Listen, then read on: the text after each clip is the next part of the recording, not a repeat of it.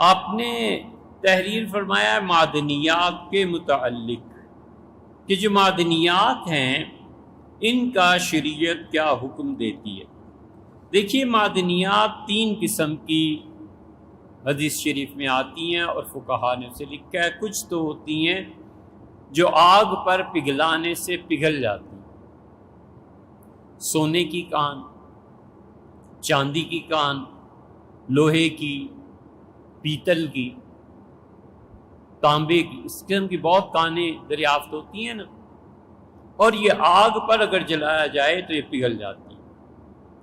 دوسری قسم کی کانیں وہ ہوتی ہیں جو پگھلتی نہیں ہیں، مثلا چونا ہے، سرما ہے اور ماربل ہے۔ بہت سے ماربل ایسے ہیں جن پہ آگ اثر نہیں کرتی۔ اور تیسری قسم کی وہ چیزیں ہیں جو مائع ہیں، پیٹرل ہے، سیال ہے، تارکول ہے، اس طرح کی بہت سی چیزیں۔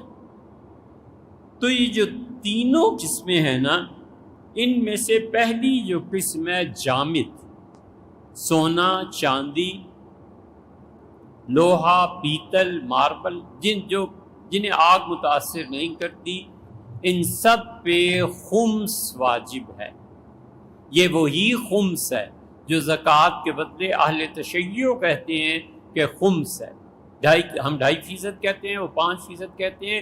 ہمارے نزدیک زکوٰۃ الگ ہے، خمس کا چیپٹر الگ ہے۔ خمس ہم بھی مانتے ہیں، خمس وہ بھی مانتے ہیں۔ تو خمس دے گا جس فرد کی ملکیت میں ہو۔ آدمی کی ذاتی زمین سے نکل آئیں، خمس دینا ہے۔ ذاتی زمین پہ نہیں نکلی اور گورنمنٹ نے کسی کو ٹھیکہ دے دیا۔ زمینیں 2 قسم کی ہوتی ہیں نا، ایک ذاتی اور ایک حکومتی۔ جو زمین ذاتی نہیں ہے وہ حکومت کی ہے۔ حکومت کہتی ہے کہ اس میں ماربل نکل آیا ہے اور اس میں سونا یا چاندی کی کانیں ہیں۔ ایک آدمی اٹھ کے درخواست دیتا ہے کہ جی مجھے دے دی جائے، میں اس پہ آپ کو نفع بھی دوں گا اور اپنا کام بھی چلاؤں گا۔ وہ کہتے ہیں اچھا ٹھیک ہے۔ اب جب یہ اس کی ذاتی ملکیت ہوتی تو بھی، اور اس نے لے لی ہے تو بھی خمس واجب ہے۔ 100 کے پیچھے 5 روپے اسے ادا کرنا ضروری۔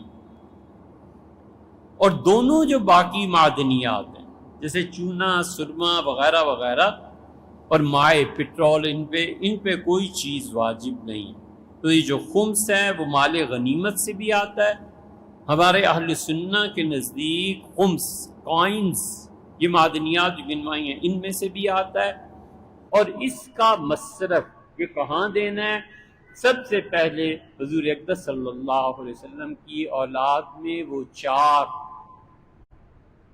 جن کو زکوٰۃ دینا جائز نہیں ہے، سیدنا علی، جعفر، عقیل، علی،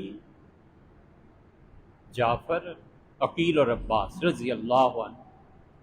عقیل اور علی رضی اللہ عنہ 2 بھائی ہو گئے، اور عباس رضی اللہ عنہ حضور اقدس صلی اللہ علیہ وسلم کے چچا ہوئے، اور جعفر رضی اللہ عنہ بھی بھائی ہوئے سیدنا علی رضی اللہ عنہ۔ تو جعفر، عقیل، علی تینوں، اور اس کے بعد حضرت عباس رضی اللہ عنہ، ان 4 کی نسلوں کو زکوٰۃ نہیں دی جائے گی حنفی فقہا کے نزدیک۔ تو جو خمس آ رہا ہے نا، سب سے پہلے حضور اقدس صلی اللہ علیہ وسلم کے اولاد کا حق بنتا ہے، جن کا نسب ثابت ہو ان کو دینا چاہیے، پھر یتیموں کو، پھر جو ضرورت مند مسافر ہیں۔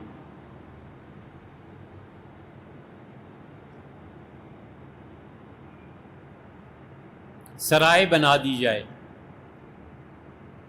پنڈی، لاہور، اسلام آباد، کہیں بھی گورنمنٹ کہتی ہے جس پر خمس لگتا ہے ہم اس بلڈنگ اور اس کے پیسے جتنے بھی اس پہ خرچ ہوتے ہیں خمس سے ادا کریں گے۔ دیکھو مثلا سونے کی کان ہے تو اس پہ خمس آئے گا، اس 5% کو الگ کر کے بیت المال میں ہم نے رکھا ہے۔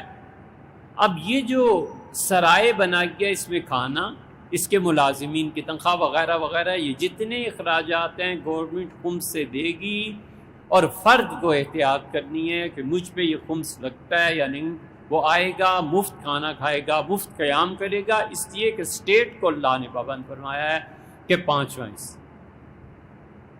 جتنے یتیم ہیں خمس سے ان کو یہ سب چیزیں دی جائیں، جتنے مسکین ہیں خمس سے ان کو ان کے اخراجات کو پورا کیا جائے گا۔